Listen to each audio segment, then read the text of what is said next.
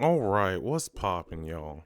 So, I was on YouTube the other day and I ran to a video by the other OJ, and I was trying to find a good way to talk about this topic of gatekeeping, and this video was kind of a good springboard to jump off of. And no, gatekeeping isn't bad. Matter of fact, I think it's necessary so you can expand other genres into more things. For example, Super Smash Brothers was because Sakurai bodied some people in SNK and felt like he needed a more accessible game. It's not to say that gatekeeping is all sunshines and rainbows, but it's kind of necessary in this time of age where everything's trying to make as much money as possible and get as many people playing the game or eyes on the game as possible.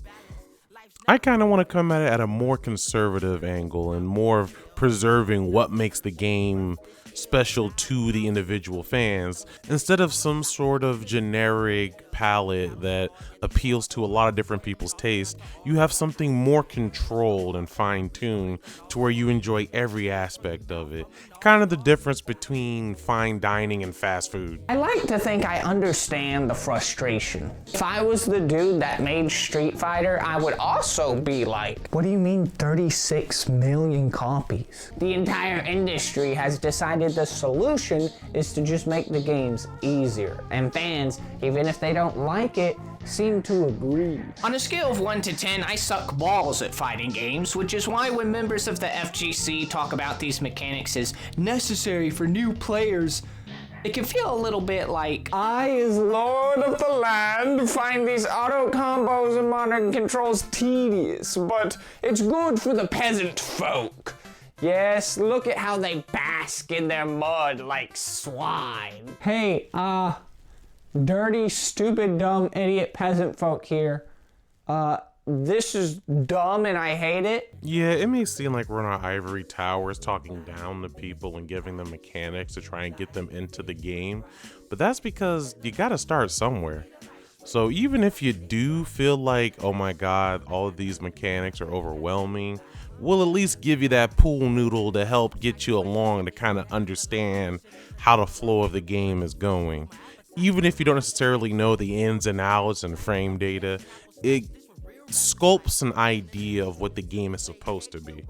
And I know a lot of people get mad about auto combos and taking away death from the game early on, but that's fine. It's early on. If the game still has depth later on, then it's still a really good game. The learning gap has suddenly become much wider. There's a hurdle there that wasn't there before, all of a sudden. Learning fighting games was hard before, but now you have to quit crack to do it. in a world where Riot gets booed and hissed for strong-arming mechanics in League, it's weird to see the FGC go, ah yes, of course, the only possible solution. And regardless of how the community feels, this is the direction the industry is heading in. And it's easy to see why. While all these changes are being made, sales have only increased. Although I would argue these beginner-friendly mechanics are not to thank, rather the expansion of social media. The reason why people get upset with Riot of them strong-arming mechanics on the League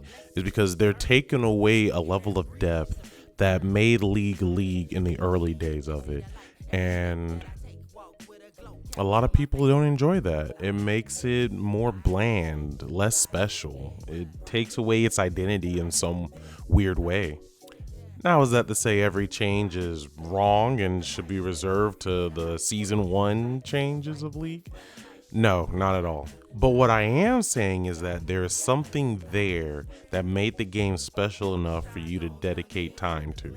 There was an element of the game that was found fun enough for you to keep playing. And that's how some old heads feel about auto combos.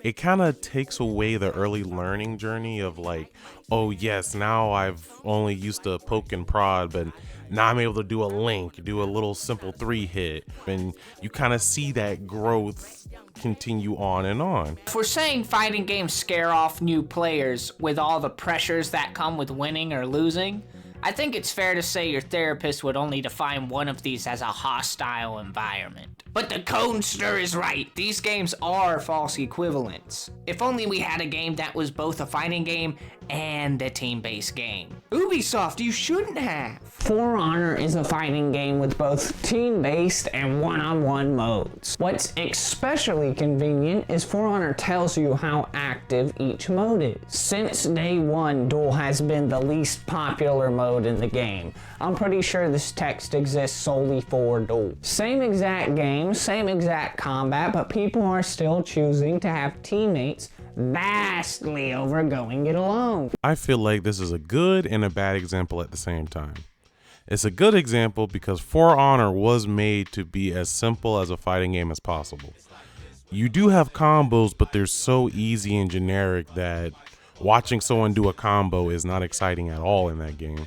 Matter of fact, it's more routine than anything. And with the team aspect, the only reason why it's more popular is because the individual scale stuff is so bland that you kind of have to do the team things to make it more interesting. Now, don't get me wrong, there is some level of skill and mind games with the individual duels themselves, but there's a reason in the day I just call it Simon Says. I'm kind of burying the lead here, but in a competitive environment, a lot of people would much rather have the team aspect than the individual, all the pressure is on me. I would highly recommend the video Core Gaming Side Note, Why We Like Teams, to really kind of understand that aspect of it. Fighting games have a lot of depth, but I don't think that depth is handled correctly. For argument's sake, let's say there are 3 layers to depth: novice, adept, and veteran. If most of your depth is shoved into veteran, yeah, it's gonna feel pretty shallow and boring to new players. Those deeper mechanics do exist in the game, but not at their level. Regardless of how deep a game is overall, if it's not deep given the skill set of the 2 players, then it's not deep in that match. But when other games create an overall main objective to accomplish, it populates those upper layers with basic tasks they can do. Neat little goals to accomplish. And this is where the concept of gatekeeping has to be applied, really, because the very simple stuff that is a novice level mechanic is considered a veteran level mechanic to a lot of players just coming into the game. I'll give you a concept that is extremely simple, but it shows the level of depth this genre truly has. And it's the concept of shimmying / footsies. It's real simple. You walk into range of something, bait them into attacking you, you walk out of it, their attack goes off, whiffing you, and then you punish them for pressing a button with an attack of your own or a throw. That's the whole concept of the game, is hit your opponent and don't get hit. But to a lot of people, it's considered really hard because the people playing the game understand what you're trying to do and then stop you from doing it. That is the true level of depth that a lot of people feel really uncomfortable with, is when someone caters a gameplay to specifically beat you. It's not a generic, oh, this character just does a butt ton of damage, or, oh, this character is a natural counter of it. Even though there are situations like that, it's that the things that they do takes the flaws of what you're doing and magnify them to your loss. And a lot of people are uncomfortable with that, and that's completely fine. That's why you should have games catered to them in a different genre, instead of trying to repurpose the genre that we have now. this next part is hard to speak on because it's not just something I can Google. Like, it's actually a matter of what are these people's lives like. Because it's hard to make fighting games, right? You gotta kind of like be in the know. You can't just grab somebody off a completely different genre and tell them to make a fighting game. You gotta be ingrained into it. And so a lot of fighting game devs probably play fighting games quite a bit. And so then when you make fighting games, you end up making a lot of fighting games and assisting with other projects that are also fighting games for a pretty long run. Some of these people have experience with other games, but it's a while back. And again, I can't really say for sure because I don't know what these people do in their day-to-day, but it feels like a bunch of artists that are only consuming one type of thing, and that hurts their art. But Follow me for a second. Imagine you go to an EDM concert with all the best DJs from around the world in one venue, and you want to be a part of it. So you go and you pay God knows how much a ticket would cost to go to this concert. You go to the concert, a couple songs go by, a couple DJs play, and you're having a good time. And then suddenly the lights cut off, and then James Hemsworth himself pops up, starts ripping through Master of the Puppets, and starts lighting it up as all y'all stand there flabbergasted at the fact that a metal artist is here at an EDM concert. Sure, there might be the best metal musicians in the world, but it doesn't matter because that's not what you signed up for. Some things would feel out of place, and that's why a lot of fighting game developers are people who really enjoy the genre of fighting games, because they understand the history of fighting games and all the shortcomings and pitfalls that happened before them, and when they make another product, they learn from that, unless you're Mortal Kombat. I know I cut this from my reaction, but he is more or less commenting on how Tekken's 8 arcade mode is a mode about playing Tekken 8. On the surface, it does seem quite self-indulgent and stupid, but on the back end was more of the interesting part of it. It uses AI to duplicate how you play and let other people fight your AI as opposed to represent how you would play. It's really interesting, and it helps people learn the matchups on certain characters against certain players, depending on how they play, what's their style, and even gets down to the little odd stuff that people do, from taunting them or BM combos. So it's kind of interesting. And as someone outside looking in, yeah, it looks really stupid, but that's because it really wasn't for any outsiders. It was more for the people who really like Tekken and wants to understand it and learn matchups. I just think it's weird that the whole industry's first conclusion was, oh, the games are too hard, and then full sent it. There's been no attempt to shake up the genre. They just, nope, the games are too hard, lock it in. It's up there, Steve. That's weird, bro. That's odd. We aren't gonna try anything else. There are a lot of very difficult games out there, and most of them have been receiving a lot of praise. Obviously, people love all the Dark Souls games. Elden Ring is very beloved, despite being incredibly difficult. Monster Hunter is a game where if your weapon gets dull, you gotta sit down in one spot and sharpen it while T-Rex gives you a concussion. I feel like that's pretty difficult. A lot of horror games that necessitate you dying over and over again, and they are super popular. Getting Over It, huge on Twitch. So if those games are frustrating and people love them to death, and fighting games are frustrating, and I would say people still love them, but fighting game companies think not enough, then what's the difference? What's the key difference here? I can tell you why they're frustrating but yet still popular. That's because those games, you're not facing another sentient person. In those games, you're facing an AI. And even if you do the most broken stuff, an AI is not gonna complain for that to get patched out. Do you know how many people I know that play the hardest difficulty on Baldur's Gate 3, but will resort to using barrelmancy to defeat an enemy that they find too hard? Is it fair? I mean, it's EA Sports, baby. It's in the game. EA Sports. It's in the game. Is that really the fun part of just cheesing a boss? Or is it actually going through with the mechanics? Because in a fighting game, you can't subvert that. You can play a zoner, keep away all you want, but you still have to interact with those mechanics. There is no forced cheese.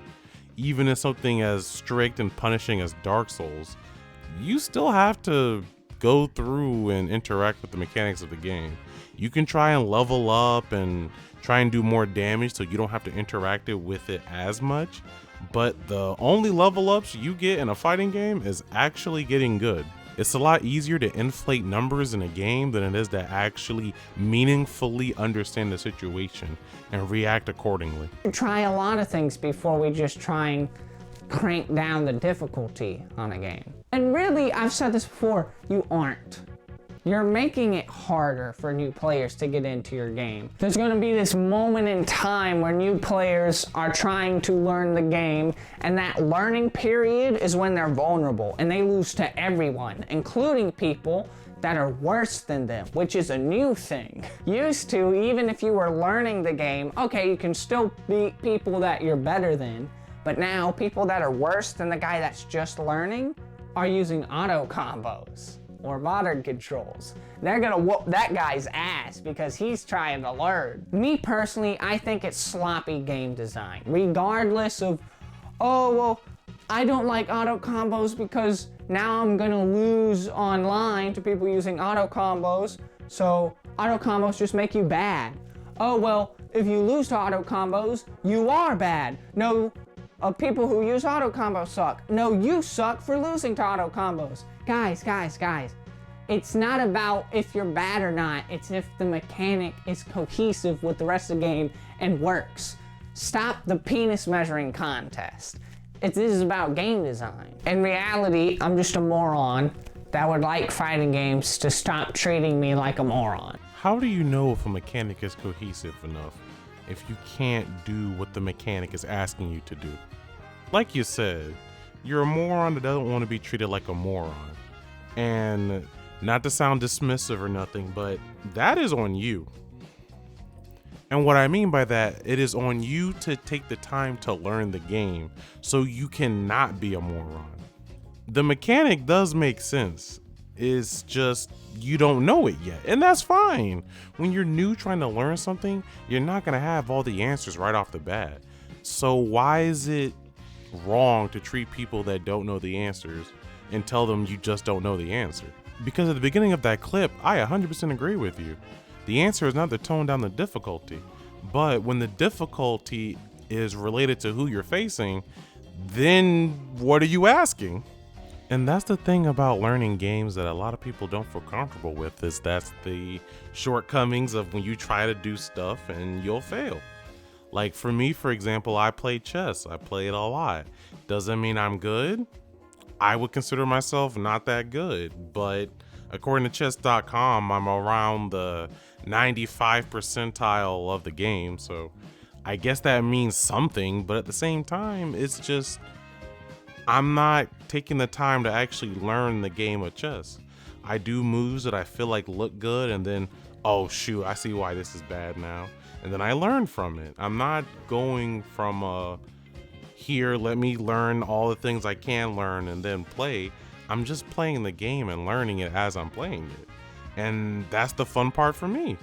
Guy that did have 36 million sales tried a lot of stuff. The latest one does have a bunch of modes. It's not a matter of difficulty, it's a matter of fun and making fun accessible. And if you have to make winning accessible to make fun accessible, then your game sucks. And this is why gatekeeping is very important, because for us, the joy of the game is the work towards the win, not the win itself. If the fun part is winning, then by all means, do what you want to do to have fun. But in this genre, the work is more fun than actually winning. Discovering little intricacies that really express one's playstyle is really the fun part of the game. I know you will have the people that's just the pick a top tier, do what you want to do to win, but on another level, this game is really more about self-expression more than anything. Because of the amount of variety of different types of characters and different types of playstyles with the character, it kind of lends itself open to such a wide variety of games that you can't just boil it down to the fun part is winning. If you like a game more fast-paced and more snappy, you got anime games. Want something more 3D, you got Tekken and DOA and other 3D games. There is a flavor for people that want to get into these types of games. It's just you gotta want it. And that's why I don't think making something for the mass general audience is really helpful in the situation, because you're diluting the things that brought these people to this game. And with that, I hope y'all have a good rest of your day, and just pick up a game and learn it, bro. It's not that hard. You can do it. Doesn't matter what game it is, what genre, just play it, bro. Have fun. See you. Fuck you, horny nigga. Grow up and take some fentanyl like a real man.